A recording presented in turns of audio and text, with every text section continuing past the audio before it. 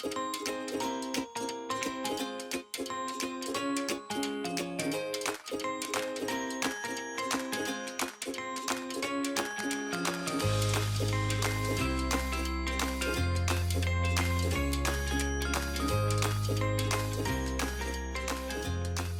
and welcome to What Is My Podcast About? This is the podcast where we sit down on a fortnightly basis and discuss a topic to make a podcast about.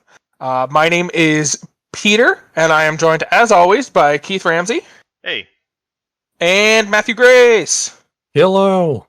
I'm comfortable going back to saying Matthew Grace is always here. He's never leaving us again. I was just more surprised you dropped the middle names this time. Oh, not only that, I dropped my own last name. I just said I'm Peter, but still gave you guys last names. I don't know what the fuck's going on. Clearly, I'm famous enough that we only need my first name, but you guys still need a bit more name recognition, so we're tying on the last name to not get confused with the Keiths or Matthews. Yeah, it's not that we have no idea what we're doing. No, we're definitely not making this up as we go. That's not how we do this podcast. This is rigorously scripted and planned out in advance. Everything we say, we wrote particularly to hit the right demographics of our listeners. I don't even know what that word means. Good, Keith. You're still on book. Good. Pause for dramatic silence. Shit!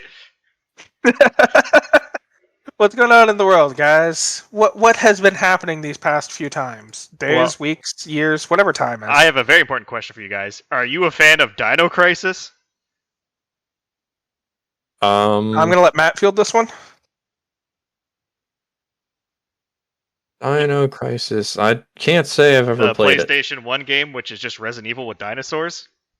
Sounds interesting, but also sounds like a horror game. Well, I can tell you that Capcom doesn't like it because they released a dinosaur shoot-'em-up game called Exoprimal, and everyone thought it was Dino Crisis because one of the characters looks like the main character from Dino Crisis. Oh my god. But they've guaranteed us it's not Dino Crisis. It's Exoprimal. Good to know what Capcom feels about this. Yeah, I'm not kidding. Literally, in the trailer, the main character of Dino Crisis is Regina. So, kind of like, late 90s combat suit that's like all latex pretty much and red hair. And then there's a character running around in the background with that, and it's not Regina. In fact, they have was it kind of like a French accent?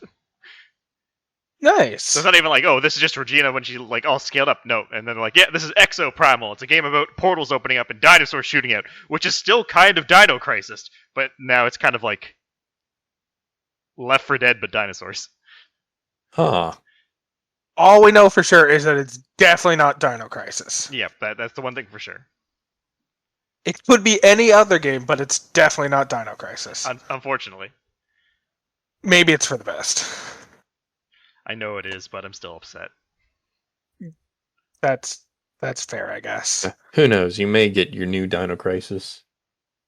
Can you imagine if, after the internet's reaction to this, fucking Capcom's just like, fuck it, we'll make another Dino Crisis games. Are you happy? No one's gonna buy it, but we'll make it anyways, just to prove a fucking point. We're gonna remaster Dino Crisis 3. Now, considering I've realized I'm the only one who enjoys Dino Crisis 3 is hated by the fan base because it decided, you know what people loved about the first two Dino Crisis games? It wasn't the plot or the characters, so we're going into space. That's some pretty solid game development skills right there. Space dinosaurs? Yep, on a spaceship. You've sold Matt on the entire series with that one line. Well, then I'm sure you'll like Exoprimal. Does Exoprimal also take place in space? No, it's in a city with portals. Sci-fi. The portals to space? There are portals to some sort of space, and apparently the robot lady that's announcing the game knows about it, and it's like, oh, warning, dinosaurs incoming, send out the team. The Exoprimal team. This is a crisis involving dinosaurs. Make sure you send out the Exoprimal team. Resolve this Dino Crisis. No, this is not Dino Crisis. If they fucking crisis say the word of a dino variety. If they say the word crisis anywhere in this game, people are going to get more pissed. I know it. That's why I really hope they do say crisis at some point in the game. Dinosaurs in the city. I What a want the main crisis! character to say this is a real crisis, and then turn towards camera, wink, and then them to never address it again. This is a real crisis, unlike that really crappy game. But yeah, that was Capcom announcing some fun stuff. We also got an announcement that the Resident Evil Netflix series that is coming, the live action one, is set to release in July now. July? That's not too far out. Yep. It is a number of months that I don't feel like doing the quick math in my head to actually figure out. Maybe 4. Yeah, all we really know is that this kind of follows somewhat like 2 siblings named Wesker, and apparently it's after the events of Resident Evil, but it's not in the video game or the movie universe, so I don't know what's going on. Yeah, that's fair. Wait, it's in neither the video game nor the movie universe, so they're creating a separate universe for this animated, or not animated, this live action series? Yeah, that's pretty much what's going on. Okay. I mean, it's a cool enough world that I'm curious to see what completely different story they set in it. Or maybe it's the same story, but just canonically different. I'm sure it won't involve a mansion of any sort and then zombies. Or viruses that are named after a specific letter of the alphabet. Like T or G or H or S. Or Ouroboros. Mushrooms. It might involve mushrooms. Delicious, delicious mushrooms that people eat. No other reference to mushrooms. I'm going to be honest, I'm kind of lost on this one too. Yeah. Me 3. I don't know, I jumped to 3. Me too. I have something I want to talk about, if you guys are cool with allowing me to talk about something for a second. I'll allow it. I'm allowing you to talk. You can continue talking. Thank you, Matt. Thank you. So I recently saw a new feature film that's out in theaters. Called The Batman. I saw the new Batman, the Robert Pattinson one. Sorry, Pattinson. Fuck. The Robert Pattinson Batman movie. Robert Battenbat? Robert Pattinson. Yes, I saw that movie. It's surprisingly fucking good. So, not that I went into it with low expectations or anything like that, but I wasn't entirely sure what to expect. I figured Robert Pattinson would actually be pretty good, because after seeing Tenet and other films he's done recently, I've come to realize he's actually a fantastic fucking actor, and you shouldn't judge someone by the movie that made them famous. Yeah, it's him and Hayden Christensen. Everyone seems to think that they're bad actors, but if you look at the work they've done, both are really good. Yeah, they had a role that they unfortunately had to do in a bad movie. And I don't know Hayden Christensen's opinions of the prequels, but Robert Pattinson has, during interviews for Twilight, shit on the Twilight movie. Wait, so, Twilight? I thought he was from Harry Potter. Oh, he's also from Harry Potter. I guess I forgot about that. But, he has shit on the movies that people shit on him for being in, so, he is aware of what those movies were and wasn't thinking he was making masterpieces at the time. They were wildly popular, and they got his name into people's minds, but that is not the sum of who he is as a person. So seeing some of his other movies, I figured he could actually do a solid job as Batman. This movie I found thoroughly enjoyable, to go back to the Batman. A couple of the key details that I really liked about it, at no point did they feel the need to go back to Crime Alley and show the death of Thomas and Martha Wayne. They allowed that to know about his motivations? They start off with him already being Batman and having been Batmaning for roughly 2 years at this point. Causing problems, fighting crimes, all that jazz. And it's the movie, not to get too much into the plot, but it's less so about him becoming a hero and more so him deciding what kind of hero he wants to become over the course of the movie. It focuses a lot more on the Batman and a lot less on the Bruce Wayne aspect, which is perfectly fine to me. I just found it a thoroughly enjoyable movie. A way I have described it to people after seeing it is, unlike other movies which feels very much like a comic book movie, this just feels kind of like a noir crime drama set in a comic book world. So it doesn't have very goofy, campy stuff that makes it feel like a comic book movie. It just feels like a movie that takes itself seriously and happens to exist in a comic book world. So I would highly recommend people go out and see it. Interesting. There's also riddles, and riddles are always fun because I riddlers. do like riddles. So I also saw a movie these past 2 weeks, and I have the same answer of it was actually not as bad as I thought it was going to be. It was actually really good, and that was the Uncharted movie. Yeah, that's another one that that's out? Yeah. I didn't have low expectations. I just had no expectations one way or another for that movie because I figured the cast had potential, and it was just one of those things where watching the trailer, it felt like I was watching cutscenes from an actual Uncharted game. So Yeah, and the movie is very much the same way. The whole way through the movie, it didn't feel like, oh, this is like they're trying to change Uncharted into a movie or thing. It felt like this could have just been an Uncharted game that just happened to have real people acting out the parts. It was that good with it focused on the puzzle solving and all that stuff, and not oh, this is Nathan Drake hanging off a ledge throwing grenades at people because that's how you get through this level. yeah, I like that. The Uncharted games are ones I'm fond of. So the idea that they made a video game movie that, from the sounds of it, they didn't feel like they had to change the video game to turn it into a movie is pretty solid. Yeah, there was some minor changes to some of the plot background because this is the origin that kind of leads into the video games. There are obviously some narrative conflicts with some of that, but aside from that, I think this very easily fits into the world it's already established in a fine way. I think for a lot of people, the big question mark was actually Mark Wahlberg playing Sully, and I think he did a fine job. Like, it's honestly just doesn't look like Sully, that's it. So I guess he didn't sully the name then. Quite literally. Or he did, I guess. Literally he did, but metaphorically, like you were implying, he didn't. If that makes sense. So he did a good job Yep. and didn't ruin the name. Got it. Also, the final set piece for the big showdown with the villain. I really hope they find some way to turn this into a game because that set piece was amazing and I'd love to play it. Yeah, that's fair. There was a couple scenes from the trailer, at least, that I watched and just thought, this feels like something right out of the games, and I feel like it'd be fun to actually play this as a sequence. So. Actually, I do have one thing.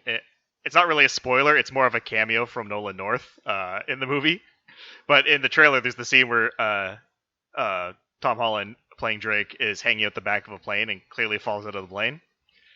Yeah. So in the movie, he gets up to a beach after the situation happens, and he walks up on the beach, and Nolan North is sitting there. He's like, "Oh wow, what happened to you?" And he's like, "Fell out of a plane." He's like, "Weird. I feel like the same thing happened to me once." That's pretty fucking funny. And that's the whole Nolan North moment in the game or in the movie. No, I like that. That's the way that kind of cameo should be handled. So that's pretty solid. All right, Matt. Time for you to contribute. What movie have you seen recently? I haven't.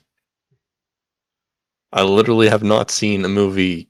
I can't remember what the last movie was that I saw.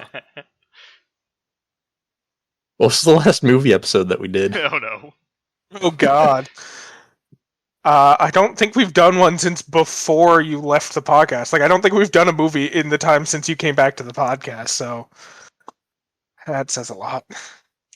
Yeah, because I think that when you went away, we literally did nothing but movies there for a bit. Yeah. Eternals. Eternals would have been the last one you were here for. Okay, Eternals is the last movie that I saw. And that was in November. Yep. I should specify, mostly because I want to cross-promote, because I'm shameless like that. The last movie I saw is not The Batman. The last movie I saw is actually End of Evangelion, which I watched for another podcast that I'm working on, that everyone here should also listen to that podcast. Although, based on my understanding, I think we have more people listening to that podcast than this podcast, so if I'm cross-promoting, I should probably do it in the other direction. But yeah, that's the last movie, and there we go. That's my only shameless plug. All my other plugs are very, very shameful. Shall we get into the topic if there's no other world news to discuss? There's actually 3 trailers that came out I want to talk about. Oh, fuck. 3 trailers. Yep. First off, we got a trailer for the Obi-Wan series. I did not realize that dropped. Yep. It has dual fates playing in it, so they know exactly the audience they're playing for. Good. And we have had confirmation that Hayden Christensen is going to be appearing. That's actually super fucking hype. In fact, my favorite thing about this too was Hayden Christensen was in an interview talking about it because everyone's obviously hyped that we got Ewan McGregor returning as Obi-Wan Kenobi, and I think Hayden Christensen's playing on it, and he's like, "Oh, Vader's much stronger than that last fight on Mustafar, so if you're an Obi-Wan fan, you better be worried." He's like, just pretty much like, "I'm gonna kick the shit out of Obi-Wan this time" in an interview. I'm gonna beat up fucking Ewan McGregor. Not even Obi-Wan Kenobi. I'm gonna beat up the actor playing Obi-Wan Kenobi in the movie, and everyone has to fucking watch. And then also in that same Disney vein, we got a drop for a trailer for a series I'm very excited for, and that is Miss Marvel. Right, I did see that fucking trailer. That actually looks fucking phenomenal. Yeah, Kamala Khan, Miss Marvel, is a character in the Marvel Universe that I've been a fan of since she first appeared, so I'm very excited to see what they do with the character. Have you seen the trailer, Matthew? I have not. Are you familiar with Miss Marvel as a character, at least? I am. Okay. Vaguely. You could have just left it at I am, and we would have just trusted that it was more than vaguely. No, that's fine. Yeah, I would just recommend once we're done recording this, maybe go watch the trailer and decide if that's a series you want to watch, because I think it would be one you could theoretically enjoy. Yep. That sounded like a lot of hedging, I'm sorry. And then the last trailer was for a video game called The Quarry, and it's by the people who did Until Dawn. So they have another game, and it looks like it's a horror slasher with a bunch of people getting stranded at like a Crystal Lake campground, and we don't know what's going on. Huh. But David Arquette's playing the sheriff. Yeah, I literally just Googled the words The Quarry, and the first thing I saw was a picture of David Arquette's face. Yep. In animated form. But still very clearly David Arquette. I mean, that's what they did with Until Dawn, too. Yeah. So it's a bunch of actual actors who are digitized, playing roles, but in video game format. Intriguing. Yep. Not much known about it, but if you liked Until Dawn, I'm assuming you'll be fine going into this game. So that's a big no from me. It's a solid maybe for me. I mean, sure, I'll watch a playthrough of it. Like some sort of... Like your a own streamer playthrough? doing it. What? Like your own playthrough. No. God, no. You're specifically going to buy a VR headset so you can fully immerse yourself in the game. That's what I'm hearing. What if you play through it, record it, and then watch it afterwards? No, that won't work. What if you play through it blindfolded so you don't have to watch the gameplay while you're playing through it the first time, but then have to watch the playthrough that you did earlier later? That might be a little difficult. Actually, I think, you know what? Yeah, I'd do that. Because I would just end up watching an hour of footage of me just walking into a wall. That or you'd only have to watch a 3-minute video as you just walk into your own death very immediately. Or that, and not be able to navigate the menu to continue. That's implying that him dying immediately ends the playthrough, though. Oh, that's true. With Until Dawn, that was not the case, so it might still be a long game. Well then, now is there anything left in the world for us to discuss? No, that was what I had. Fair enough. For those of you who... I'm sorry, I almost forgot to say the sentence, and I know Keith and all of our fans would be disappointed if I didn't say the sentence. Oh, I would have reminded you and held this up until you said it. I know. So, for those of you who do not know what our episode's about, because you're my favorite type of audience member and you don't read the title of the podcast before clicking play on the podcast, today's episode is actually a fan suggestion. We got a couple suggestions during Fanuary, and we missed this one, and it probably should have been covered during Fanuary, and that's... You know what? As the person who reads most of our emails, I'll take full responsibility. This is my fault that we didn't do this during Fanuary. So a request from Matt Laprade, I don't know, however you pronounce his name. He doesn't last time he did an episode. I know, but he didn't tell me how to pronounce his name since then, so I'm stuck with not knowing how to pronounce his name. Sent in a suggestion, and this suggestion was for... Well, it was less of a suggestion and more so a question that we're turning into a suggestion. But his suggestion was... Or his question was, what are some pieces of media that questioned your philosophies, ideas, and outlooks on things, or just flipped some tropes on their heads? So that is what we're going to be discussing today, is different types of media that changed the way we view the world. Is how I'm choosing to shorten that into a tidier bite. Yes. Okay. Cool. Yeah. I don't know. I'm waiting for your approval. We agreed on this before we started recording. I went into this more on the trope side of things because flope tripping or kind of messing with expectations is definitely something I love in storytelling. So I have a lot of those examples. Yeah, so I have a couple of them. One of the things on my list is more so there because of how it played with tropes, and then the others are, I don't know. It was a topic where I just kind of picked things I like, and that's what I had talked about. But the things I like because they did interesting things. So there we go. That's what I'm talking about today. So who would like to go first with a piece of media that had an impact on their life or played with tropes? So this is more of a smaller one, but it's not so much changed my outlook on life. It was more of, wait, you can do that was kind of how the feeling came about. And that's a book called The Murder of Rodger Ackroyd by Agatha Christie. Either of you... I've read some of her work. I have not read that specific one. It is completely alien to me. Yeah, it's a Hercule Poirot novel. And essentially, I guess spoiler for this like really old book, but the big twist that ends up happening in it is that the character that we've been told the stories through is the killer. Without us knowing that's the killer. It just omits the parts of the story, so we're getting him in between things, and then where the chapter should be where he's committing the crimes is just gone. That actually is a pretty interesting idea. Kind of taking the concept of an unreliable narrative to its extreme, and that the narrator is being sincere and you're getting honest information. They're just omitting information that affects how you see things. Yeah, and they also kind of from the beginning hint what's going on, because the detective, when he gathers all the suspects and he says everyone here is hiding something from me and I'm going to get to the bottom of all of it, and I think a lot of people just forget that, oh, the guy who's narrating the story for us is also in the room when this happens, and you never just suspect him because he's the one telling the story. Yeah. It's one of those things where the person you initially trust most implicitly, in a mystery type novel where you're trying to solve a problem, the person you tend to trust the most is the person telling the story, and so the reveal at the end that they were the person you should have trusted the least is always a bit of twist in things. I can see that. And this is definitely not the first time this trope was subverted ever in the medium. Another good example of a more recent one is Shutter Island, which I think did the twist just as well. Yeah. But it was definitely the first time I encountered that trope kind of being like thrown out the window. It's like, yep, that was the killer. And I was like, holy shit, you could do that? That's fair. Now I don't trust anybody. Not even myself. That's absolutely fucking fair.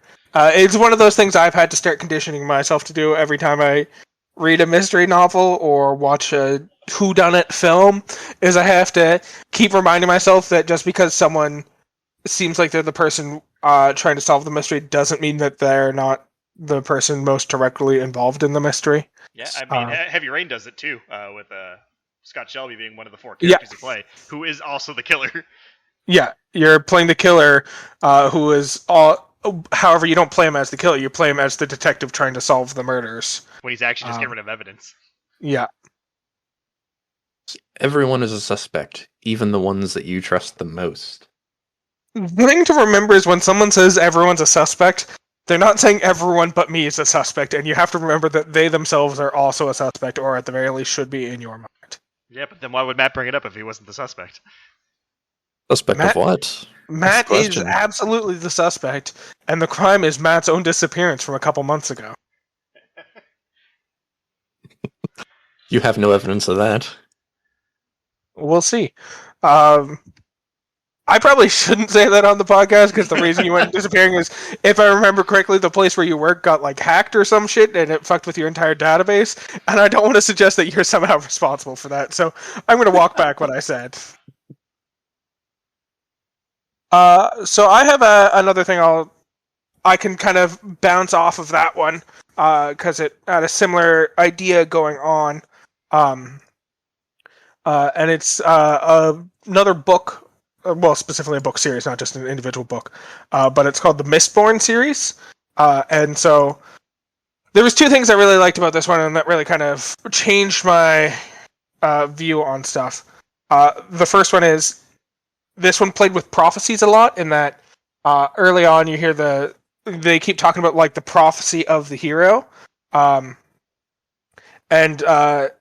so a lot of the first two books is characters trying to fulfill the prophecy, get things in the right place so that they can solve problems the way they need to be solved. But that's not how it ends up playing out. You know what? I'm just going to come out and say, anytime we mention a topic in this episode, feel free to assume that there's spoilers for that topic coming up. It's just a lot of the things we're talking about that changed perspective and stuff like that had weird twists in them, and we're just going to have to talk about the twist to talk about how it affected us. Yeah, in the description below, I usually put the timestamps for each of these things, so if you see something you don't want to spoil, just select the next timestamp, obviously. Yeah. So the whole idea behind this prophecy is one of the main characters finds it engraved into these big metal pillars while he's investigating. And he doesn't have time to like sit there, read the entire inscription, translate it, and get it all like properly formed. So what he does is he takes a charcoal sketch of it, like presses paper up against it, rubs it with charcoal, and like goes about translating it over the next little while. And so the prophecy is all about how they need a specific hero to perform specific actions in order to prevent the coming of ruin and the destruction of the world.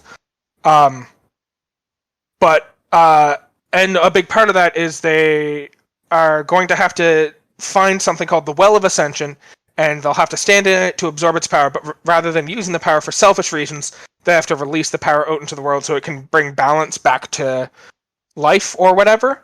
And so there's currently a High King who had recently found the Well of Ascension and has been using the power for selfish reasons. So a large part of the first two books is not only them trying to fulfill this prophecy, but also trying to defeat this High King and find the Well of Ascension for themselves so that they can right the wrongs of the past, release the power, bring balance back to the world. And then right as they get access to the Well of Ascension at the end of the second book, they are tempted to use the power for selfish reasons because one of their friends dies. And so they're like, I could use the power to bring them back to life and everything would be right. But they end up remembering the prophecy and deciding to go forward with it, release the power, bring balance back to the world, only for it to be revealed that releasing the power actually releases a great demon that is going to bring destruction unto the world, and that they were supposed to use the demon's power so that he would stay sealed and wouldn't gain the power back himself, which is the whole idea behind the prophecy. And it's even revealed that the reason that the original prophecy was etched into into metal earlier on, is because this demon, with the limited power he has access to him, can change anything about the world except for metal. So while it was etched into metal, the prophecy was truly written of you have to use the power for selfish reasons. You have to use all of the power when it comes into you to ensure that the demon doesn't get any of it back. And when Buddy took the charcoal sketchings, the demon was able to manipulate what he had sketched because it wasn't in wasn't in steel anymore. And so they were given the wrong prophecy, but it's a lot of a book about heroes trying to do things for the right reasons, only for it to be revealed that every step of the way they had been making wrong choices and had brought about ruin. So really fun in that it builds up this prophecy only for it to be revealed that the prophecy that you've been reading all along is just fucking bullshit. Fuck you for believing in things. There's that old saying, the road to hell is paved with good intentions. Yep.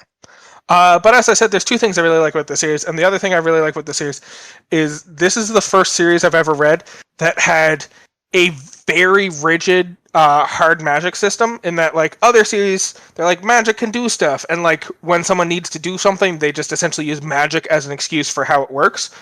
But in this world, the author wrote down very specific rules of how the magic works in the world, and that there are different metals, and one can consume the metals or wear the metals to have specific effects, and the effect that they have is very clearly laid out and explained, but they don't allow that to limit them perfectly and say, well, because magic can only be used for like a telekinesis type thing, people only use it for picking up and putting down stuff. Instead, they're like, magic can only be used for telekinesis, but if you try and push something that's really big and heavy, instead you're going to push yourself away, or you could pull yourself to something that's really big and heavy like that. And so it involved a very rigid magic system, which was the first time I had ever seen such a rigid and clearly defined, this is how the magic works, but then didn't allow that to kind of bind themselves and only use magic the way they described. They found ways to play with it given the rules they had already followed or set up, and didn't break those rules at any point. So yeah, that's always the important part with a magic system, because if you make it too strict, it's kind of like, well, why bother using it? But if you make it too loose, then it's like, well, there's no stakes. Everything can happen.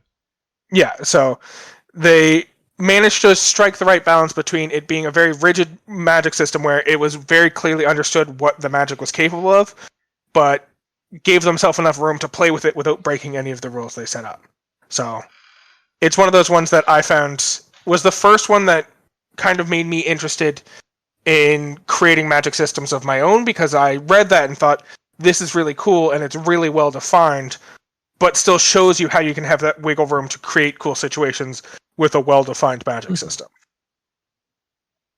So that's the Mistborn series. Nice. Now, you speaking there reminded me of another book series that I unfortunately only read in part back when I was younger. So, I believe there were two parts to the series. There was Deltora Quest, which was 7 books revolving around a young prince and how he had to go on a journey to gain the respect of the 7 dragons of the continent before he could ascend to his seat of power. Sure. Unfortunately, I only have the first 3 of those books, so I never got to finish that part. But the, I guess, sequel set of books was 4 books by the title of Dragons of Deltora. And that one really made an impact on me. Mainly because the whole idea behind the Dragons of Deltora is it comes to light early in the first book that there's something unsettling happening in the world. And so the prince and his 2 friends head out to try to figure things out. They come across part of a prophecy. And like, I find it funny that I can still remember the words to all 4 verses to this day. The first verse is, "Sisters 4 with poisoned breath bring to the land a long, slow death." So they quickly learn that there's these 4 creatures of some sort of dark power scattered throughout the land, and they're slowly spreading like different versions of corruption or poison throughout the land from their source, from where they're located. And so, like, they find that first verse, and through the whole first book, they locate and deal with the first sister. And then at the beginning of the second book, as you'd expect, they find the second verse. Death comes swiftly if you dare find each sister's hidden lair. And so it just expands a little more on the prophecy, so it just goes as a warning to tell how dangerous these creatures are. And it's very evident in how, as a young reader's book series that it was, they went really dark in some of the descriptions. Because I remember reading the third book, and there was one aspect in the third book, or one night I remember reading, or it was after watching a scary movie with my parents, and I was like, I'm going to read some of my books so I can not have to think about the scary movie I just saw before I go to bed. And no, did not help, because it was a very graphic depiction of rotting undead corpses being forced to eternally row an undead ship. Yeah, not the greatest thing to read before you go to bed. Yeah, that, especially for a child, I can see Yes. how that might be a bit upsetting. Yeah, but the I don't know. third I verse that watched they horror movies and all found, that stuff when I was very young, so I was never faced by it. the third verse that they found starts to make them question what they're doing a little bit. Their voices like secret rivers flow to hold the perils deep below. So, yeah, they start to question like what's going on behind the scenes. Is there more to this whole thing than just the sisters?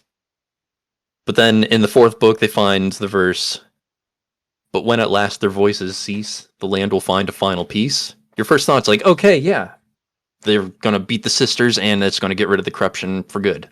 Perfect. The land's gonna be happy. No, that is not the case. After the fourth sister is dealt with, they quickly find out that, a final peace Yeah, just meant is that what it means? means, yeah, everything dies. It's like everything's going to be peaceful if there's no life left at all. So the four sisters, while slowly leaking corruption, essentially served as a seal for a giant eldritch abomination sealed in the center of the continent. And when it was unsealed, it started to spew out toxins that were just leeching life from absolutely everything it touched. And then come into play the previous series where they had to call on the 7 dragons that the prince had gained respect of in the previous series. They had to call upon them and the power of friendship to win the day. I mean, it's the strongest thing on Earth. Yeah, can't be beat.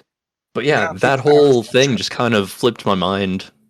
Because reading that prophecy thing, especially all 4 verses through the final book, I was like, okay, the final sister is going to be the biggest bad, obviously, because the land's going to be saved. I did not think in the slightest that it didn't mean something else. Start getting really worried when they killed the final one, and it's like, oh man, there's like half a book here still. Oh no. Yep. Like, something's off. Yeah, that was my reaction when I was reading the Mistborn series. I was like, man, so they're releasing the power at the end of the second book out of 3. That's a weird choice. Yeah. Yeah, no, I can. I enjoy when series do stuff like that, where they play with prophecies and have characters interpret a prophecy one way only for it to play out in a very different way. Because especially since that book series, despite being a little on the darker side at times, was targeted for a younger audience, it was the first instance where I guess something showed me that sometimes there can be more than one meaning behind something. Yeah.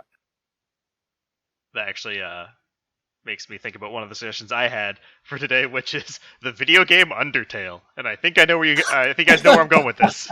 Oh yes, I do. Yeah, and that is another good one for this episode. Yeah, when absolutely played with some fucking video game tropes to really punish people for believing in them. Yeah, because it kind of plays like your standard RPG, that when you fight monsters and beat them, you get XP, and that puts up your levels. And then at the end of the game, it does the rug pull if you don't know the trick of the game when you go in. It's like, oh, it's execution. Execution points for killing things, and it's levels of violence. So it's how many levels of violence you've committed. Yeah.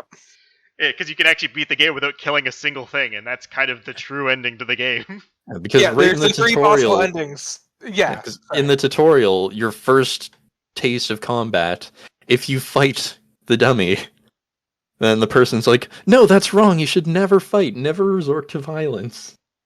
Yeah, so it gives you hints, but there's very subtle ways of covering it. Because, like, your first instance of any encounter is with Flowey, who tries to give you hearts to show you love, but at that point, you're kind of encouraged to dodge them based on video game tropes that you remember from your past, and that is the right decision to make.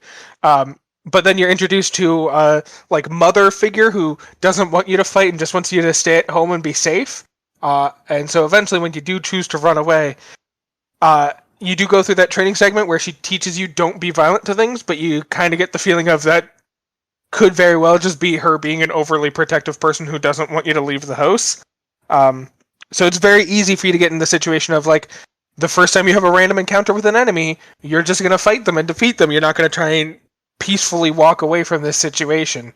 Yeah, and the cool thing too is a lot of video games like this, RPGs, you have to fight bosses in order to progress the story. So a character dying your first time through, you might be like, oh, well, I had to do it. I had to progress the story, when that's not the case. And that's how the game does it so beautifully, that it plays on your understanding on how this type of game tends to work, and then just completely says, no, you did it wrong. Yeah. Other things that this game did that I thought were freaking brilliant was when you get to the... So, if you're playing through a pacifist run, one of your favorite characters is probably one of the characters who's designed to be one of your favorite, is Sans, who's just the skeleton who tells terrible jokes. Amazing Matt, you'd jokes. really like him. Yeah, case in point. But if you play through the quote-unquote genocide run, where you kill everything you come across, because there's the 3 tiers to the runs. There's the pacifist, where you don't kill anything. There's like what most people playing through the game normally would do, which is you fight things as they come up, but you're not going to make a point of ensuring every single being in the map dies out. And then there's, the genocide run, where you make sure everything dies. Like, you will run around in an area until there are no more random encounters because you've killed everything in that area. It's kind of sad, too, because when you finally succeed in killing everything, you can still run into the random encounters, except the screen pops up, and you just get the forlorn text saying, but no one was there. Yeah. But yeah, when you get to the end, one of the final bosses, if you're doing that genocide run, is you have to fight against Sans, who is your buddy all throughout the peaceful run. And he is an incredibly difficult boss fight. But in addition to that, he also calls you out beforehand, where it like reads your save data. He'll call you a murderer, talk about how many creatures you've killed, talk about how many times he's defeated you, because as a part of the game, you're going to lose the boss fight, load a prior save, and try and fight him again. But he reads your save data, can tell how many times he's defeated you in the past, calls you out for having to go through so many efforts to do it. Like, it's a lot of stuff that, unless you played early not Resident Evil, oh god, Splinter, nope. Metal Gear Solid. Metal Gear Solid, thank you. Psycho Mantis. Psycho Mantis, that's exactly the boss I was thinking of. I see you like to play Castlevania! Yeah, it's the kind of stuff you're just not used to experiencing from video games, where the characters reference stuff about video games and about you as a player.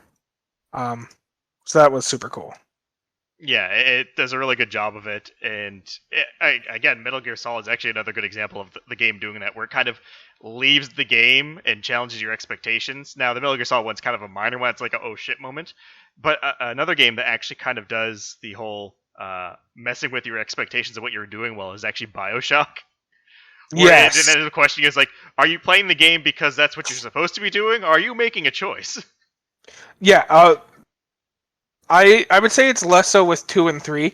1 is the full one that has that like psychological dilemma in it, and when you get to the would you kindly reveal scene, it's the kind of game that completely changes how you think about video games, because you're like, am I doing this because I enjoy playing video games, or am I doing this because that's the right thing to do? And yeah, it's one of those games that can definitely change how you think about video games. Yeah, there's definitely quite a few of those video games that play with the trip of your expectation of what the video game's doing, and then kind of tries to flip it on you. But I think Undertale is definitely the biggest one, if you had to look at all like the video games like have been played. One that will probably come close would be Doki Doki Literature Club. Yes. Yeah. And that one, I think just the fact that you have to go through your computer to do things to play the game is like such a cool concept that I never would have thought of before that game. Because I believe to get certain runs, you have to like delete character files to like restart the game and remove them, or you can save files and try to insert them back in the game afterwards to get a bunch of alternate endings. Yeah, but also it can be a little off-putting though when you look at it on the Steam page and see bright-colored anime girls, Doki Doki Literature Club, and then see the first tag, psychological horror. To be fair, I think a lot of people might have misunderstood too, because like a lot of games, they put psychological horror on. I know 5D chess has psychological horror as a tag. Well, yeah, that's 5D chess. So, in a similar vein, I think another game that we don't have to have a huge discussion about, but does the sort of thing of playing with your expectations, would actually be Banjo and Kazooie, kind of, because a lot of games in that era had built-in ways to cheat and get extra lives or stuff like that, just because it was a mechanism. Originally, I think they were holdovers from developers trying to be able to test the game out fully and give themselves extra lives to test Usually, it. yeah. And that's usually how it started. But Banjo-Kazooie had a full-on room where you could go to enter cheats to use them, but played with it a little bit instead of it just being you able to cheat to make the game easier. Because if you cheated too much, Grunny straight up threatened to delete your save, and if you did it one more time, Grunty followed through on her threat and deleted your save because you were cheating too much to get through the main game and not making it fun anymore. And also, she doesn't just delete your save, she removes your ability to save while you're in that game instance. Right, yes. So you're able to continue playing, but you can no longer save, and your old save has been deleted. Yeah, it's great. So we don't have to have a long discussion, but I feel like if we're talking about games that acknowledge the fact that they're a game and play with what you understand about games, I think that one's another good one to mention. Definitely is. Although speaking of other games that this one's a bit different, but it's another video game that I had prepared to talk about. Banjo-Kazooie just kind of came out of nowhere when we were talking about games fucking with your save file and reading save data that I thought of. But the game I had prepared to talk about today is another kind of weird one in that it is Stanley Parable. I don't know if either of you have played that game. Yep. I'm familiar with it. That game I had a bit of an impact on me in that it completely changed my understanding of what a game could or should be, because that game is one of those games where there's nothing you're striving for. You're not trying to accomplish a specific goal. Your only goal is to experience the game as it is. You have a narrator who can be quite antagonistic towards you, and it's just a fucking experience playing that game. It feels weird to call it a game and not just a virtual experience that you can go through. To the point where people had the same argument with Gone Home, for example, which itself was I would call it a game. It was a very fun. It's more of I think the issue with Stanley Parable and Gone Home is they play more like point and click adventure games without the standard point and click adventure stuff. Yeah, they have all the emotion and feeling of a point and click adventure game without actually involving very much point and click puzzle solving. Yeah, and that's the thing. I guess when it comes to Stanley Parable, if you don't consider it a game, you could technically not consider Portal a game, I guess. Yeah, I suppose in a similar sense you could. Yeah, it's mostly just navigating the world. But it's one of those... It is the type of game where you are rewarded for playing and just figuring out what happens and stuff. Or not playing the game for 7 years. 5 years. It's 5 years that you have to not play the game, then you're rewarded. But wait, also, there's an achievement in that game called Go Outside, which is don't play the game for 5 years straight and then play the game again. Oh my god. Speaking of which, I could earn that any day. It has been over 5 years since I last played that game. I just have to launch the game to earn that achievement. On the fun side, just mentioning that achievement, there's a game on the PlayStation 3 called Flower that had something similar, which is don't play the game for a few weeks and then come back. Yeah, the game Journey also had the same thing. Yeah, well, Journey and Flower was the same company, so I'm not surprised. Yeah. But this one also had a similar Banjo and Kazooie moment where you can open up the dev console and try and input cheats to get around stuff in Stanley Parable. But the narrator, because he's kind of antagonistic throughout the whole game, recognizes what you're doing, and puts you on timeout if you try and do it too much. Timeout being he locks you inside of a room with no with no windows or doors, just a simple table inside of it, and tells you can leave in roughly 500 years. And then, unless you shut down the game, that's just what your game is for the foreseeable future of the next 500 years. I'm curious if it does actually have a timer to put you back in the game, even though it would never be used. I'm curious if they went that far to code it that way. So, if I remember correctly, because it has been, as I said, over 5 years since I've played this game, I think it's a scaling penalty. So, I think the first time you try and use the dev console, he calls you out and puts you in timeout for a minute, and that one absolutely does have a timer where he will let you out after the minute. But if you continue to do it, he'll eventually just declare you're on timeout for 500 years. I would not be surprised, based on the way the game's developed, that they included the countdown timer that counts out 500 years, even though no one's ever going to be able to leave the game running for 500 years straight just to see it happen. True. But the way the game's developed, I would not be the least bit surprised to hear that there actually was a counter counting out 500 years. Anyways, Stanley Parable. That's another one that I would say it changed my perceptions of what a game could be, because there are other games in that same vein that don't play like normal games and don't have goals that you're striving to achieve. But that was one of the first ones I played where, as I was playing it, I thought to myself, wait, they can do this? They can make a game that's just this? And yet, at no point in the process did I put the game down and stop playing it. I continued to play it because I wanted to see what kind of shit I could do with that information. Yeah, and very similarly, like one of the games we just mentioned, Journey, also changed how I thought, or what I thought about games and what made a game. Because, like, Journey does not need any sort of, like, action or dialogue or character interaction to have a good story. It's like, Journey has it only has the journey. You start, and your goal is the top of the mountain, and you go, and it is just a beautiful spectacle the entire way. Yeah, I'd say there's been a couple games over the course of my career as a video game player that have broadened my scope of what I am willing to call a game, because I feel like when I first started playing games, if someone told me like there wasn't a boss at the end of the game, I'd be like, really? Like, what's that about? And at this point, if someone tells me, like, this is a game, you sit in front of your computer and the screen's black the entire time, but there's weird sounds playing through your headphones, I'm like, man, that game sounds fucking awesome.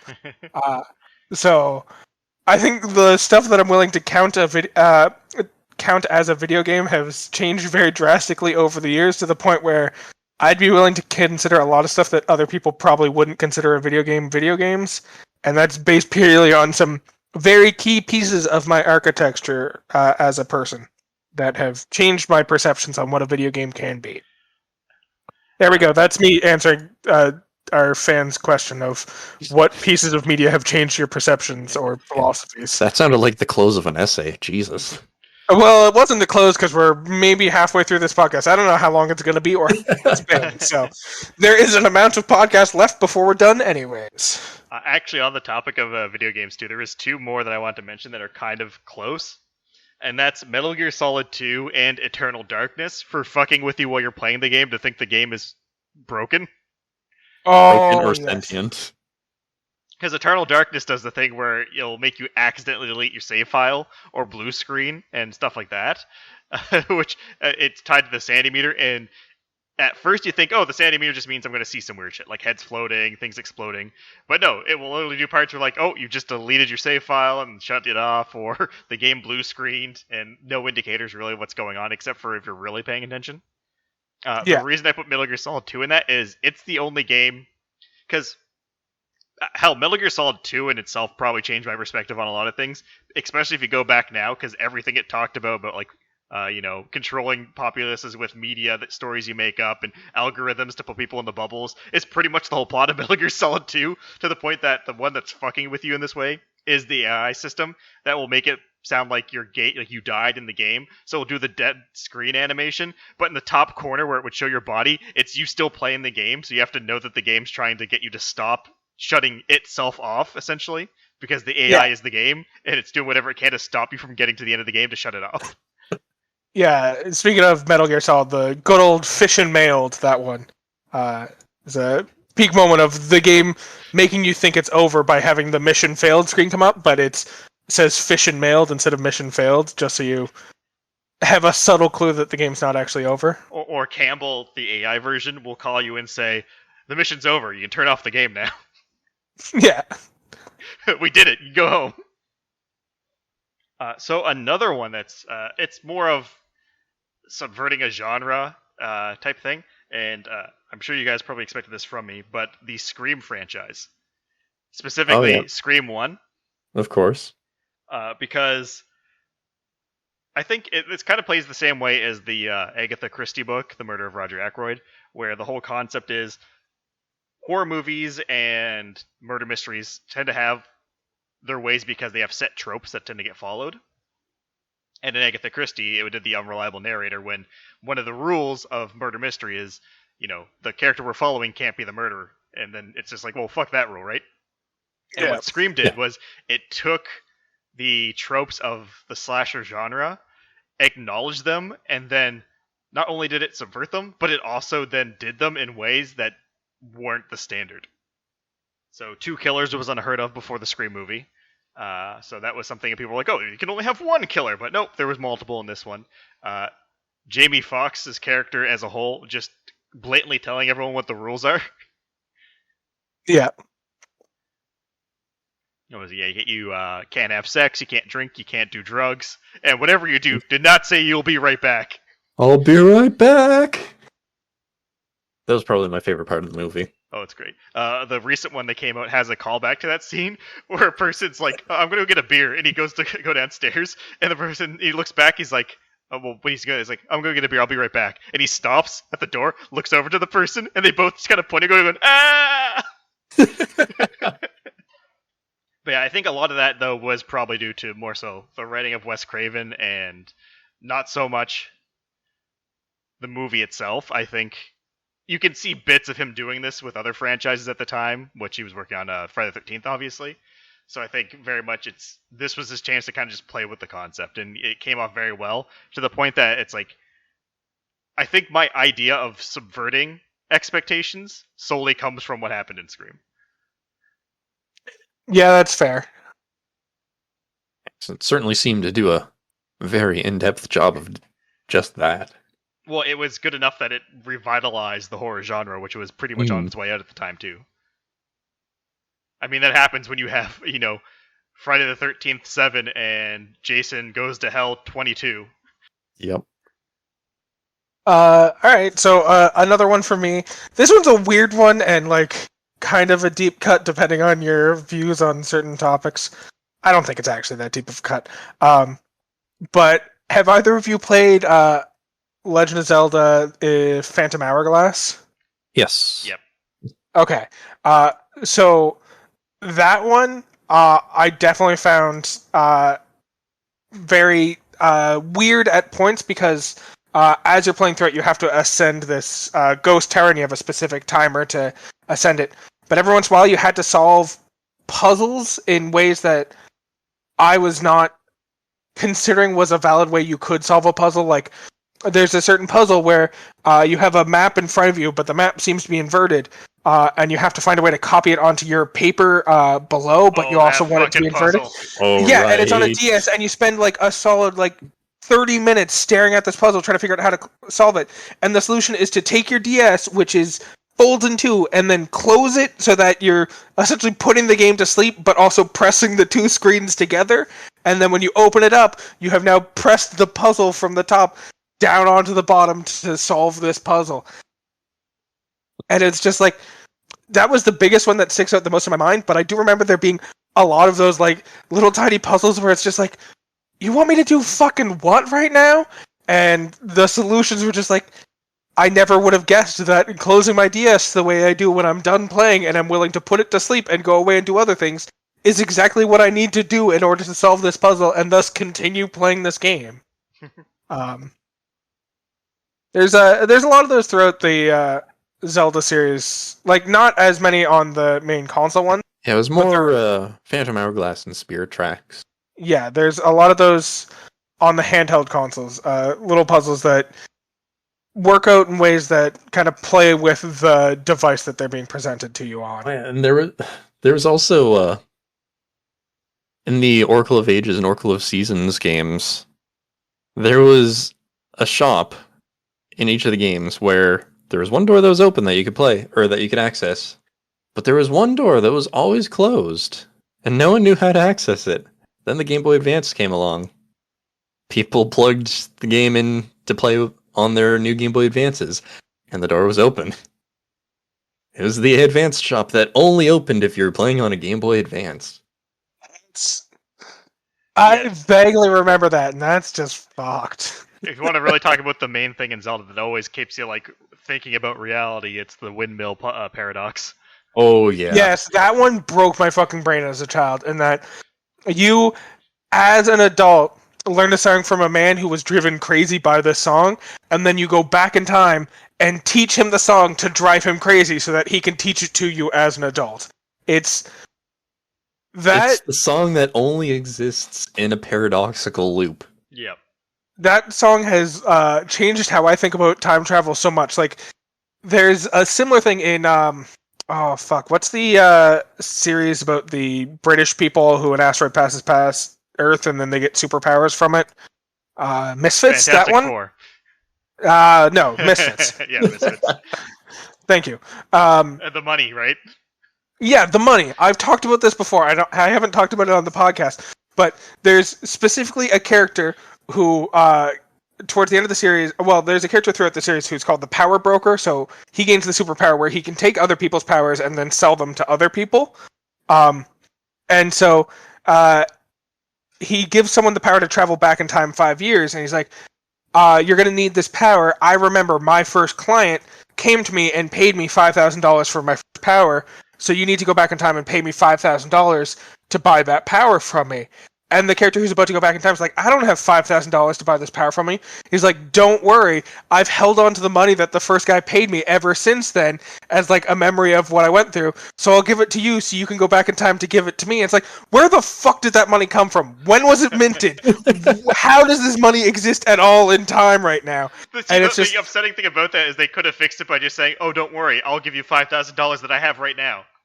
Yeah, he could have said, "I'll give you $5,000. You're going to go back in time, so I'm really just giving it to myself." But no, he explicitly says, "I've saved the $5,000 that were given to me. I'll give it to you so you can give it to me." This is the exact in cash $5,000 that time traveled. And From now, to you to give to me to give to you. Also, why is he holding on to the same $5,000 for 5 years? Yeah, it's one of those things where now every time, and this all started with the fucking Song of Storms from Legend of Zelda, every time something like paradoxical happens with time travel, I spend like an hour thinking about what's the fucking logic of this and how it doesn't make any fucking sense. It is like my metric for deciding good time travel versus bad time travel in fiction, is whether it creates unbreakable paradoxes like that. And it all starts with Zelda. Gotta see if we can find an earlier one so we can stop blaming Zelda for it. Never. I want to blame Zelda for it. If anything, Zelda probably just went back in time and gave its own paradox to itself. Yeah. Yeah, it actually didn't originate with Zelda. It originated with Misfits, but then Zelda saw that and like, let's go back in time and teach it to ourselves. And then Zelda inspired Misfits, which gave it to Zelda to go back in time and give it to themselves. That's how that trope came to... Well, not trope, that paradox came to exist. That sounds like something Miyamoto would do. Invent time travel just so he can perpetuate a paradox. Yes. Yeah, I agree. That as I was saying it, I was memeing it. As soon as I was done, I realized, yeah, that actually does sound like something he would do. So we're currently living inside the paradoxical loop. Yes. I mean, technically, we're outside of it. It's the information that's looped. Yeah, in fact, we're outside of it in both senses, because the jump back in time has already happened. We are past the end of the loop. The loop happened in our past. So I can't say for sure that any of us were ever actually born, because there is that infinite loop between us being born and today. So who knows for sure how long we've actually been alive, but yeah. Yeah, we could have just sprang into existence now. Like just when for that loop all we came know, to a close. Because of that paradoxical loop in history, life began after the Misfits came out. That, for all we know, that's when life began on Earth. Well, I have to add something else to this list of things that change my outlook on life, and that's Matt saying, "What if we just sprang into existence 5 minutes ago?" Yeah, that one's a whole fucking thing. Well, another thing that changed my life and how I view things is just like video games doing this and making us have these thoughts. Things that make you think, man. Something else that changed my life is the friends I made along the way. Now that's bullshit. You guys haven't had any impact on my life. Good. Actually, I know that's a lie, because a little podcast we do called Farewell Evangelion, I know, has had an impact on your life. I'm not saying it's good, but it has had an impact. It has absolutely had an impact, and I am not willing to say for the better. In fact, I'm just not going to say it. You can choose to interpret that, but I'm not going to say it. So another story that I want to talk about, and this one's kind of a video game and a series. but it's called When the Seagulls Cry by Ryokishio 7. Oh yeah. So I was thinking I was going to do Higurashi, the first one, When the Cicadas Cry. But the reason I wanted to go with the second one is because the thing that really blew my mind was it's telling the same story over 8 times, but how it does it is so it kills off all the characters at the end of the first story. And then the second story is going back to the beginning of the loop, and so it's kind of like that time loop thing. But every time we see the story unfold, the killer, so it's a murder mystery, the killer is still the same, and you're trying to solve who it is, but the events get more magical every time you see it. So it's getting harder to see what the truth is as you go through. And the creator of it has even stated, you can just go through the first story arc and solve the murder. Like, there's no extra work needed, but the story looping on itself gives you more information, but you have to figure it out from the magic. That's actually fucking fascinating. Yeah, so the first one, like, everyone just dies normal. You don't see any magical aspects. The second one, you'll see a witch appear and, like, curse somebody. And then by the time you get to the end of the 8th arc, there's people flying across the room shooting magic blasts at each other in, like, a pocket dimension. Demon goats. Yep. So it's a really cool story where it's telling the same story over and over, but it's showing you layers of the story that are applied with magic. So it's kind of diluting the truth the further you go in rereading it. Yeah, so like the truth is still there, but it might be harder to piece together just because of all the fantastical, not real magic that's happening. Yeah, and it's changing their perspectives on everything too. So you kind of have to just rely on the rules that the story gives you, which is things written in red are absolute. Everything written in red is absolute. Everything written in blue is a probable theory, and everything written in gold is what everyone on the island believes, or a majority of people on the island believe. That's a lot. Yeah. It's not I a think big spoiler, but to give you an example of how those 3 things will fuck with you, there's a character in the story that we find out was never alive during the case of the story. They died before it happened, and it was covered up. So you get a red truth saying that there is this many people on the island, and it's including that person, but it never said there was less. It just said there's no more than this amount of people in red. And then later on, it says in gold, this person's alive. And then in blue, you get they've been dead the whole time. And all 3 of those work together to put together, oh, they're probably dead. Right. Yeah, because if everyone there believes someone's alive, doesn't necessarily mean that someone is alive. Yep. Yeah, that's definitely a series. If you haven't gone through it, is quite the trip, and it's very fun. And you can, as I said, you can solve it right off the first go. Yeah, it's like I know I've only seen the first and the second loop, so I've been meaning to go back and actually rewatch the whole thing. Sorry, what's the title of this one again? When the Seagulls Cry, though I believe most things just put it as like a half translation, so it's Umineko, when they cry. There was actually a PlayStation 4 upscale of the visual novel, which I would recommend going through, and you can get it on Steam as well. I might have to look into this. This actually does sound fascinating. Yep, it's a really good series. And I sadly haven't had a chance to read the most recent one he's done. Higurashi, the original series he did, has the same time loop mechanic where it does a similar thing, but that one kind of requires you to, let's just say there's some things you can't figure out on your own that are kind of crucial to solving it. Yeah.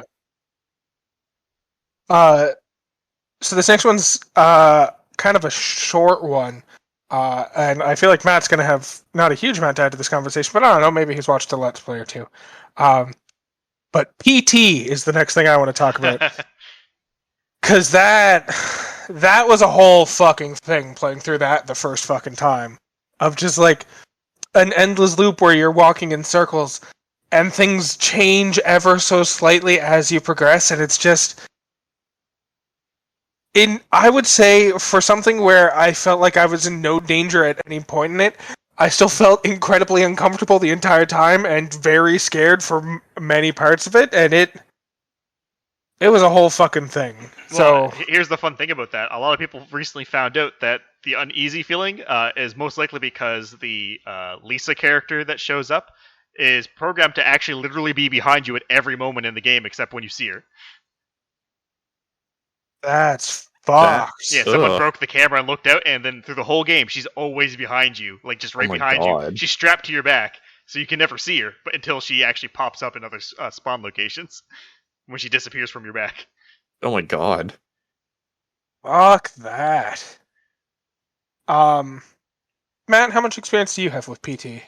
I sadly haven't seen anything on PT. So, are you at least familiar with what PT is? From what you've said, I guess so. So, PT, the title is just short for playable trailer, because it was essentially originally designed as a trailer for the new Silent Hill game that Kojima and Guillermo del Toro Right. were Yeah, it was working gonna on. be I Silent do Hills. I do seem to remember people holding on to PT on their PlayStations or Yeah, something. because Konami got rid of it. You couldn't download it anymore. Yeah, and people started selling their PlayStations with PT save on it. Yep. Yeah, because after the falling out between Konami and Kojima, they just decided they weren't going to make the game, and so they just became a hot commodity having access to this PT, which was just, it was very unsettling, but also a great demo of what the fuck a Silent Hills game could be, because Yeah, Del Toro That's- and Kojima together, that would have been a complete mindfuck. because that's the key thing, is a lot of people put Silent Hill and Resident Evil in the same light, and at least from my perspective, I would always put Silent Hill as more of a psychological horror, and Resident Evil as more of just like a thriller / kind of combat game in a lot of the ones from the series. I mean, if you want to Well- look at the aspect, Silent Hill is more horror than Resident Evil, but Resident Yeah. Evil is always kind of over the place for what exactly type of horror it is. Yeah. So Silent Hill is one of the key themes throughout a lot of Silent Hill games is just different characters punishing themselves, and a lot of what's happening is happening in their mind because of their own sins from the past or shit like that. So it's always just deeply unsettling and creepy and scary, but always perfectly tailored for the person who happens to be going through it. And yeah, that PT was a huge mindfuck of a trailer for a game that is never going to get made now. And a great sign of things they could have fucking done that just would have broke people's brain if the game ever actually got made. Yep. Well, I think it's time I'll do my grand finale one, which is the last one I have, and also the one I think is probably had the biggest changing of perspectives to me, and that is, to no surprise, Neon Genesis Evangelion. See, here's the thing. For those of you viewers who haven't picked up from the multiple times it's been referenced so far, me and Keith are making a podcast together about Neon Genesis Evangelion, and I'd say we're roughly halfway through the series in that we've watched the original anime, and we've watched End of Evangelion, but we still have the Rebuild series to watch, so there is still shit left in store for me with that series, but I can already kind of see where you're coming from. Yeah, I'm not going to lie that Rebuild has also had an effect on me, but it's more so the presence of everything that's came before. So really, at this point, I'm talking up to the end of Evangelion. So I feel a lot more comfortable speaking about it because I'm not spoiling it to my co-host from Farewell Evangelion, who's going through it for the first time, right? Yep. So I'm sure Peter can already kind of surmise the idea of it, but the way the story is told in Evangelion, or Neon Genesis Evangelion, and the end of Evangelion, is such a strong departure for anything that existed before that. So me back in 2005 or 2000 encountering it for the first time, going through for that period, it throws a lot of stuff at you that makes you think, and then the way the story kind of ends with it was never really about the big robots and the conspiracies. It was always about Shinji learning to like be cool with himself and learning that like he has worth and he can grow from that. And being like, you know, in my early teens, late youth period, that makes you think a lot. Yeah. It's a series full of trauma and also giant robot fights and also weird conspiracy theories, and yet the thing you're supposed to focus on is none of that, but the emotional growth the characters go through. Yeah.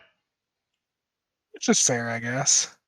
Yeah, it's just I experienced this whole series at a very informative part of my life where I was absorbing things in like, that period where you're kind of basing your personality and way you view things around what you're consuming, and Neon Genesis was in there. And I turned out pretty good because I didn't take the I need to be depressed thing from it. Never had an emo phase. Good for me. Yeah. I don't know if your general lack of ability to feel emotions is a sign that you turned out all right, Keith. I raised my AT field. Fuck. I'll pretend I understand what that means. You know what, Matt? I will too. I have a better understanding than you do, but I'm also just going to pretend I understand. But yeah, that's the big one for me. Neon Genesis Evangelion, it's just a very informative part of my life, and it hits on a lot of hard or deep topics and doesn't really kind of shy away from a lot of them, and also encourages the whole idea of like, change starts with you, so you got to put the effort in, but also there's not an answer for everything. Sorry, Peter. And sometimes you have to be okay with that and put your own answers. Nice. Yeah. Nice. So the last one I wanted to talk about. This one isn't a big emotional journey for me like Neon Genesis was for Keith, but this is just one of those stories that really made me think about the world that I live in. Is it Octodad? No, it's not Octodad. It should be Octodad. You know what? I might just edit right now and make it Octodad, but no, it's not Octodad. Have either of you seen the movie Moon before, starring Sam Rockwell? Oh, jeez. Yes. No, actually. I feel bad spoiling this one because this one is a fantastic film, but fuck it. You know what? We've already been spoiling things all along. Let's just spoil this too.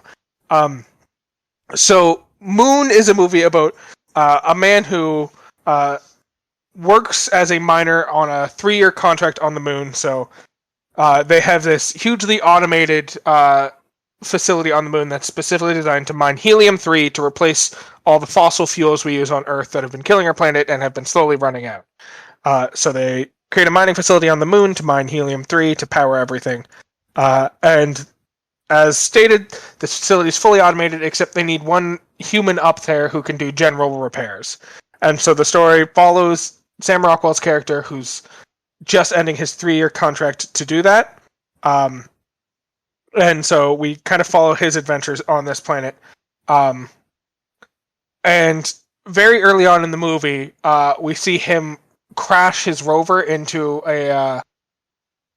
one of the big mining rigs. And so we get a harsh cut, and then we cut to Sam Rockwell's character lying in a bed, hearing some of the robots talk back to the base back on Earth. And then he wakes up and he's being told that this is the start of his 3-year contract on the moon. And as the movie progresses, you start to realize something's going on because, I mean, did it just start with the end of his contract and then cut back to the beginning of his contract? What's going on here? But he's being told that he's not allowed to leave the base for the time being because there's a storm incoming and they're going to send up some more robots to fix the broken machines, and then they'll get it up and running for him. And he ends up essentially faking an emergency so he can get out, and discovers the rover that he crashed into the giant mining rig, but seated inside the rover is Sam Rockwell's character, the guy who was just ending his 3-year contract. And it eventually gets revealed that instead of hiring an individual to work on the moon for 3 years and paying him lots of money, the company that's mining the moon has just developed cloning technology. And so the clones last for roughly 3 years, and then due to the way they cloned them, they start to break down and die. So they just have a whole bunch of clones that they convince are on a 3-year contract on the moon to do mining, and then they get to go back to Earth, and then at the end of the 3 years, they just die. And it's one of those movies that's both a mindfuck in how you're kind of watching it and what you're realizing as the plot develops, but also kind of causes you to think a lot about stuff, because I have never thought about whether or not clones should have rights and whether developing clones to solve problems that natural-born humans couldn't or wouldn't or would be too difficult to get them to do, whether it's morally right or wrong to have clones do that job for us, but not tell them that they're clones and that's their entire existence. And it was one of the things that we're watching that movie. I had to grapple with that and come to my own decisions about what would be right or wrong in that situation. And I don't know, it's just a movie that had left me like sitting alone silently in my home for like a solid half an hour, just like thinking about what I just watched and what I was going to take away from that movie. That's fair. So even though I've spoiled it, I still recommend you watch it. Yeah. Mostly because Sam Rockwell's just fucking great. Yeah, probably will end up watching it. And that whole plot of being clones stationed to do somewhere reminds me of another movie with Tom Cruise that I saw with a similar kind of concept. I can't remember the name of it though, and I don't think it was anywhere near as good as Moon, the movie that you mentioned. I can't think of a clone one with Tom Cruise, but there's the one with Arnold Schwarzenegger. Oblivion, I think, is the one you're thinking of. Matt. Oh yeah, Oblivion, yeah. Yes. Where aliens take over Earth and are mining it for all its resources, but they clone a bunch of this one guy who defended the planet and convince him that he needs to defend the planet from the aliens, when in fact he's defending it from the last humans left on the planet for the aliens. Yes. Yeah, that was a whole fucking movie. I mean, it's got Tom Cruise starring alongside Tom Cruise, so if you're into that, it's pretty good. Yeah. Well then, do we have any other topics to talk about within this recommendation? I've got another one to bring up. What do you got for us, Matt? I've got one that changed and I would say enriched the variety of genres that I consume in my day-to-day leisure. Ooh. Because up until the point of watching this particular movie, pretty much the only genres that I ever really partook in was action, adventure, fantasy, comedy, just that kind of closed vein. Yep. But then, one day, I saw a movie listing for an anime movie by the name of Your Name. And I thought to myself, I've got nothing else to do on that day. That's my name. And I've never seen an anime movie in theaters. So I think I'm going to go watch it. I look at the tags, and I'm just like, romantic, drama. Alright, it's an anime movie, I'll try it in theaters. And, to my happy surprise, I was thoroughly enthralled by the movie. I was thoroughly drawn into the characters, their well-written interactions, their dilemmas. As the two main characters, the love interests, they end up swapping bodies throughout the movie. And it goes through their day-to-day life as the different individual minds in the bodies and how they're trying to interact and blend in with the other person's friends so they don't seem too out of place. Like, I don't know, everything just revolved around character interactions and character growth and development, and it was so enthralling that I just needed more. And by the time the movie was finished, I felt kind of empty. Like, oh, I need more of this kind of genre. That is fair. That reminds me of a movie that had a similar effect on me, by the name of A Silent Voice. Ooh. Which is so it was an animated film that I just kind of stumbled across on Netflix and decided to watch, or an anime film that I stumbled across on Netflix. But deals with some pretty heavy topics like bullying and also suicide. In that it involves a character who, when they were children, the male lead bullied the female lead when they were children, because she was deaf and required hearing aids, so he constantly bullied her for that.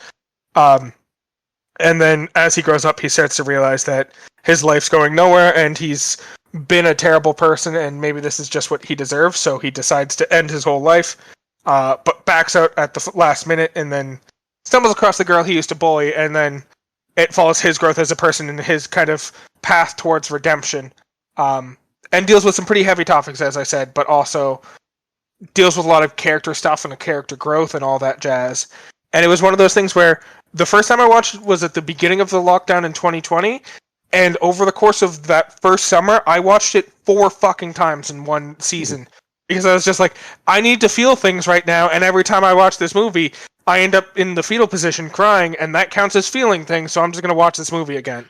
And, yeah, I wouldn't say it was the first one that kind of brought me into that genre, because I had watched a couple films within that genre beforehand, but that was the first one that I'd say had that strong of an impact on me.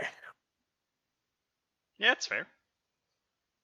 Well then, I'm going to call that the end of our talking about the topic.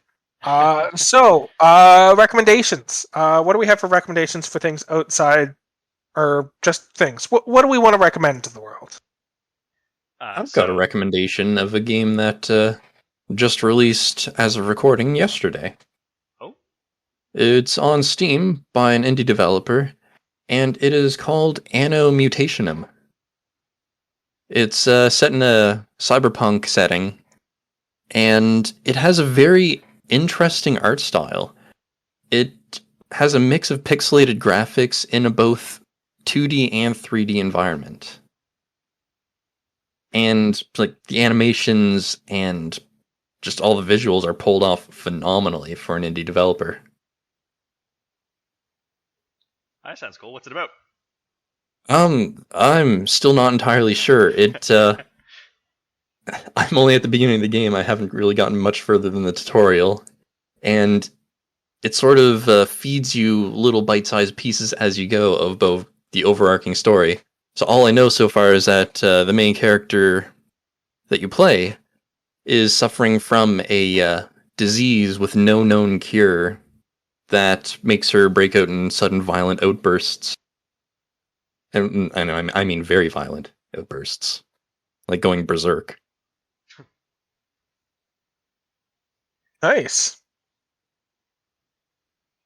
So normally I like to recommend something that's in line with what we're talking about, but today I'm going to recommend something else, which is a series that is still ongoing as of right now that I've been enjoying. And it's called Our Flags Mean Death. That's the pirate one by Taika Waititi, right? Yeah, and it is amazingly great, and the more you get into the series, and the fun thing about it, it's based off true events, but it's Taika Waititi kind of playing with it. If you liked his other work, such as, What We Do in the Shadows, it's very much that type of humor, but with pirates instead, and historical events. Nice. Yeah, it's about a wealthy landowner who becomes, I guess, unsatisfied with life, and I guess the best way to sum it up, has a midlife crisis, realizing he hasn't done anything important, so he decides to become a pirate. And then they kind of exaggerate him becoming the pirate that he is by having, he has paid crew members, so even if they don't steal anything, they still get paid, and he reads them bedtime stories. My God. Jesus. Yeah, and one of the cast members is Hodor from Game of Thrones, so definitely a lot of known actors in it. Goddamn, the 2 episodes that just came out this week, Will Arnett shows up as Calico Jack, and it's hilarious. Oh my God. Jesus. Yeah. And then Taika Waititi's playing Blackbeard, so I'm sure you can assume the fun that's going to be with that. Yeah. Taika Waititi's form of humor is something I've realized is exactly my form of humor. I realized this while I have enjoyed a lot of his work. I realized this in particular while watching Jojo Rabbit, which is the story of a young boy growing up in Nazi Germany, and he has an imaginary friend of Hitler who's also played by Taika Waititi. Yep. So yeah, watching that, it doesn't sound funny the way I'm describing it, but watching it, I very quickly realized that Taika Waititi's sense of humor is just my sense of humor. Oh yeah, he's definitely great, and I want to talk about just something quick about Jojo Rabbit. So when the movie was coming out, in an interview, someone asked him if he did any research to play Hitler accurately, and his answer was pretty much, fuck no, why would I want to research and do Hitler accurately? Yeah. Which is if you're going to play Hitler in a comedy movie, that's the way you do it. You don't bother trying to play Hitler accurate. But yeah, as of this episode going up, the Friday following is when the last 2 episodes of Our Flags Mean Death goes up. Nice. Okay. So I'm going to make a recommendation that I'm not sure I'm allowed to call this a recommendation, but I am because it's the recommendation I'm making. And the reason I'm not sure if I'm allowed to call it a recommendation is because it's for a thing that isn't out yet, so I haven't had a chance to play it myself, but it's something I have discovered recently, and I'm very patiently awaiting its release. And it's a game called Cult of the Lamb, which is a game in which the best way I can describe it is it looks like it's somehow a cross between The Binding of Isaac and Animal Crossing. In that, yep, don't worry about those two being crossed together. It's a roguelike game. You say it, but I feel like I need it now. Yeah. It's a roguelike game where you're developing your own cult and you take adventures into a temple below Earth to fight beasts and strengthen your cult. But also above ground, you build up a whole cultist sanctuary where all the people in your town live. And then you also like kill non-believers who come to prophesy or proselytize false gods. And it's an adorable game that seems to have very dark tones. And honestly looks so fucking cool from what I've seen of it. So, yeah, I'm choosing to recommend something I haven't had a chance to play before because it's not out yet, but the way it looks makes it seem like the kind of game I absolutely have to fucking... That's fair. I mean, it's right up my alley because I accidentally started a cult in Animal Crossing anyways, so it's not too far from what I normally do. Of course. Yeah. Well then, that's our recommendation. So did anyone correctly guess our topic on Instagram? So we had one guess, that was from Tachi_Camargo, who guessed murder mysteries, which I guess isn't too far off because we did mention quite a few of those. Yeah. To be fair, those are the ones that can play with the tropes the most because murder mysteries have some of the most ingrained tropes to begin with. So I mean, it certainly is life-changing. Yep. You know, murder and all that. Yeah, it's life-ending, one might say. I mean, that's just a change of life if you think about it. Yeah. So did anyone answer our question? What was our last question? So the question was, what moment would you like to see happen in Vox Machina that probably won't? And did anyone answer that? No one gave us an answer because they want to see all of them, and they just want to be hopeful, I would assume. Yeah, they don't want to acknowledge that it might not happen, so they're not willing to answer the question the way we phrase it, which is fair. But the Meat Man will still cometh, I believe. I think the only reasonable question after this one is, what was a form of media that changed your life, or played with tropes in unexpected ways? So, we were forced to answer this question, now you answer it too. So yeah, answer that on our Instagram. And at this point, I just want to make sure to thank everyone who came in. Yeah, sure, fuck it. Thank everyone who came in and listened to today's episode. Remember that you can find our podcast on all major podcasting platforms. We also upload to YouTube regularly. We don't have a video form of the podcast. It's just the podcast gets uploaded to YouTube, but still, the easiest way to reach out to us is absolutely through Instagram. We make posts whenever we record. We pose our questions like the one we just did via Instagram, so that's the easiest way to answer our questions. So find us on Instagram at whatismypodcastabout. And you can also reach out to us more directly by emailing us at whatismypodcastabout@gmail.com. That's whatismypodcastabout@gmail.com. All those words are spelt the way they are normally spelt. If you have a question or you think you know what our podcast should be about, make sure to reach out to us. And also make sure to tune back in a fortnight when we when we release our next episode. And what's that going to be about, Matt? You know what? I'm not entirely sure. But from what I can gather, it has something to do with cold drinks and firearms.